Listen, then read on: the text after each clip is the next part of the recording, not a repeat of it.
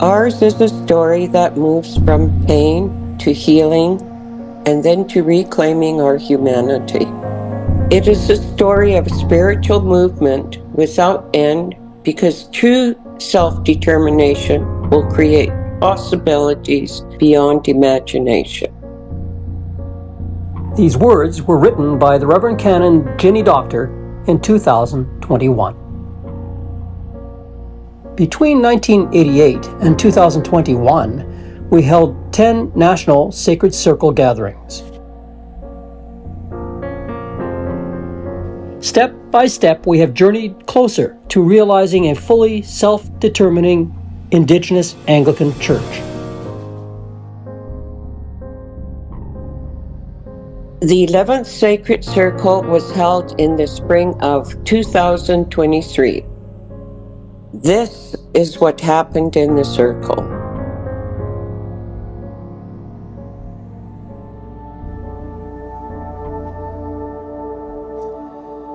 I now present to you as the National Anglican Indigenous Archbishop of the Anglican Church of Canada, Archbishop Christopher Harper. Archbishop Chris was installed as our second National Indigenous Anglican Archbishop.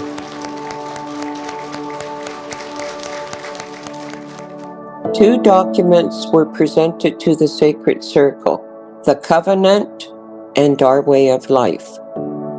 This is the culmination, this is the summary of a lot of people, their dedication, their work, their love, their efforts to move our ministry forward. And we're now at a stage where we have it in a book, in this draft.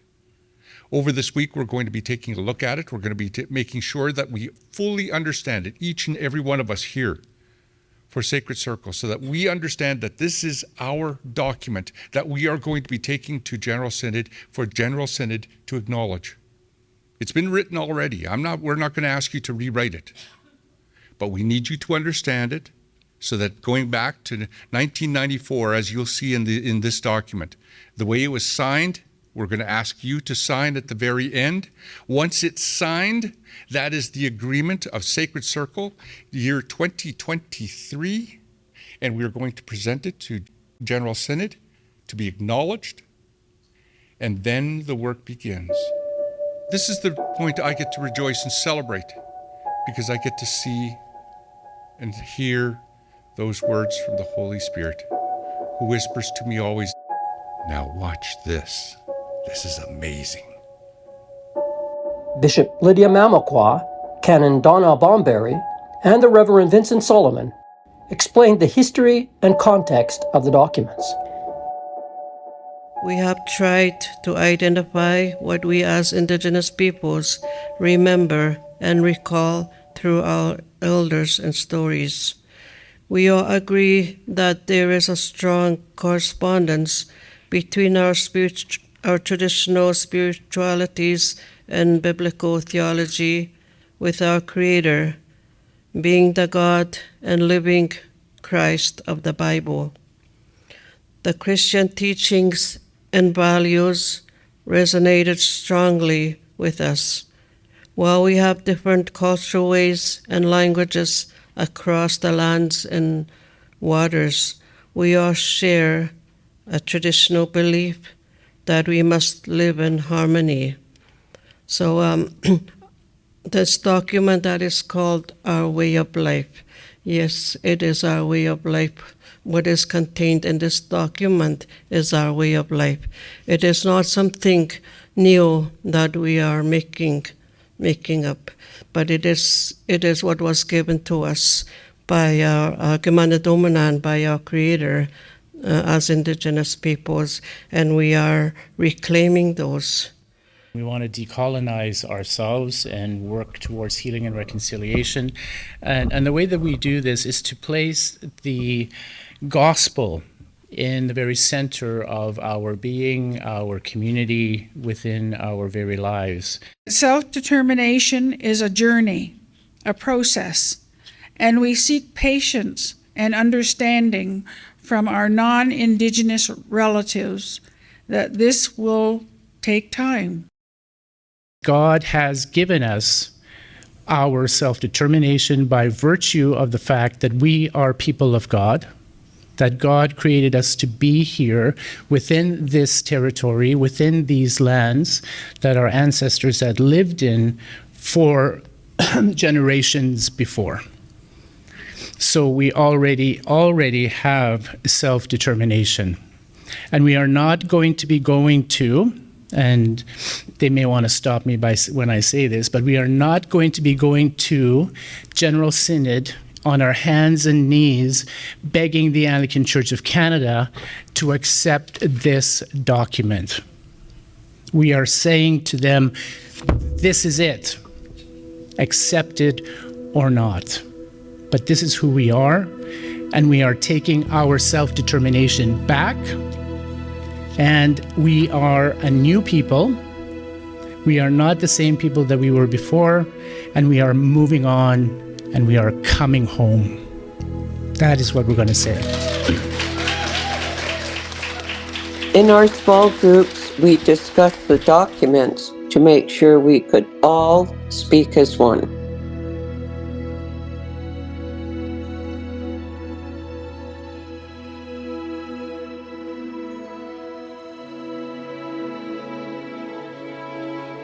We feel we are going in the right direction.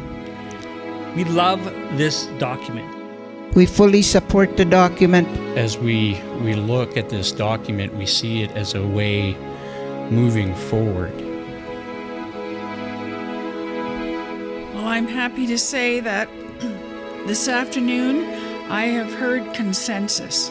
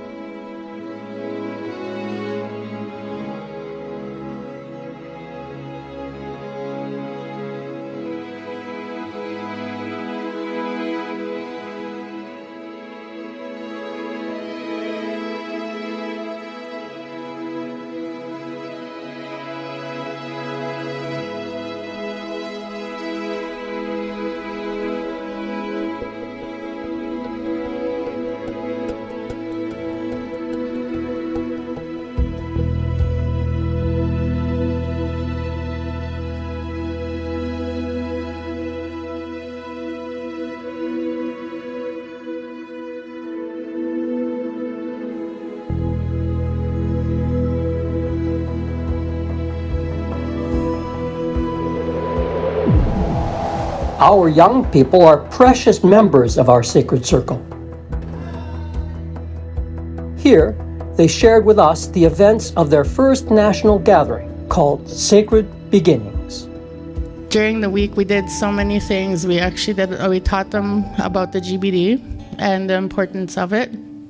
It was really neat because we incorporated a lot of spirituality and traditional teachings. We wanted to bring those youth out of their communities just to give them some hope. And I believe the day that the youth had to go back to Split Lake, we had one youth that did not want to go home.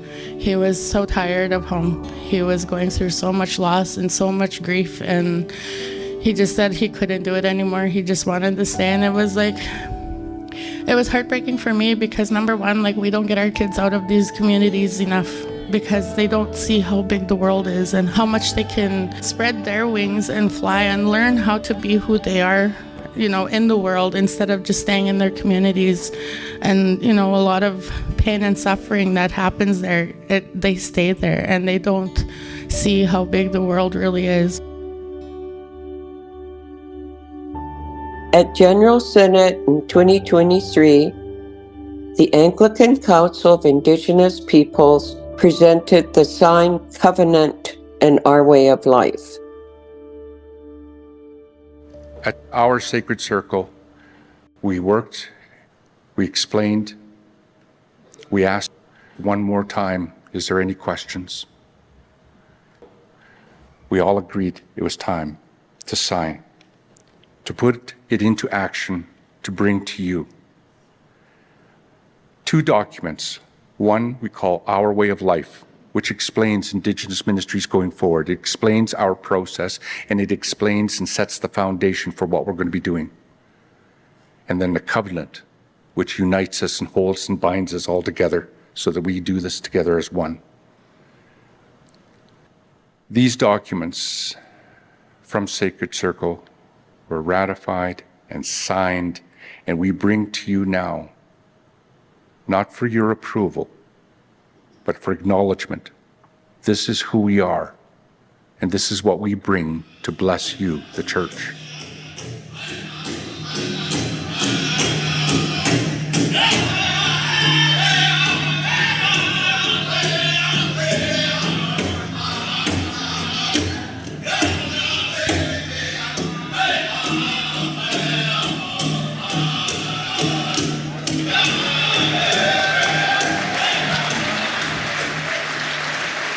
Archbishop Chris, you have invited us to be family together, to walk together.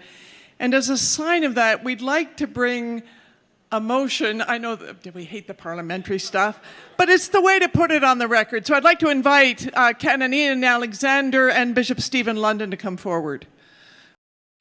Be it resolved that this General Synod joyfully raise its hands in hearty congratulations, excited celebration, and loving support to Sacred Circle and the Anglican Council of Indigenous Peoples on their recent adoption of the Covenant and our way of life, and recommit itself to continue walking with the self-determining Indigenous Church in mutual interdependence as together we will build a stronger and more just Anglican Church in Canada.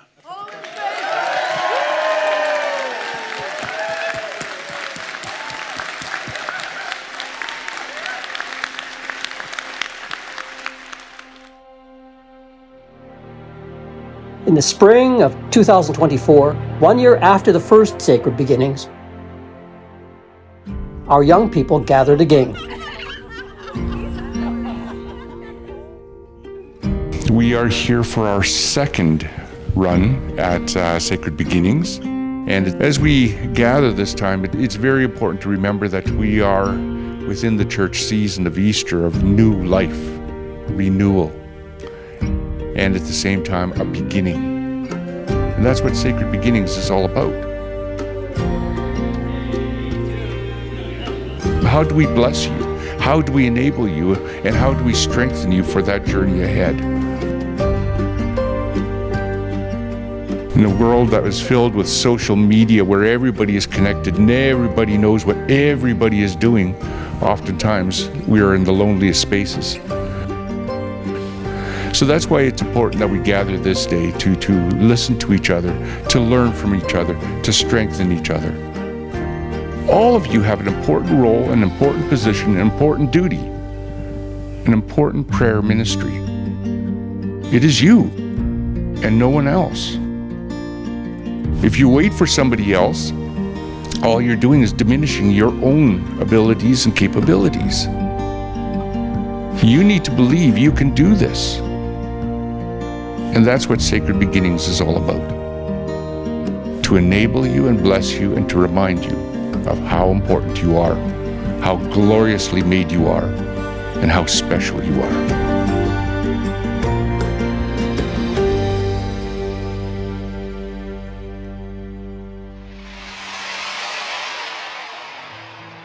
Dreams of the ancestors come alive. Give strength to dream to the other side.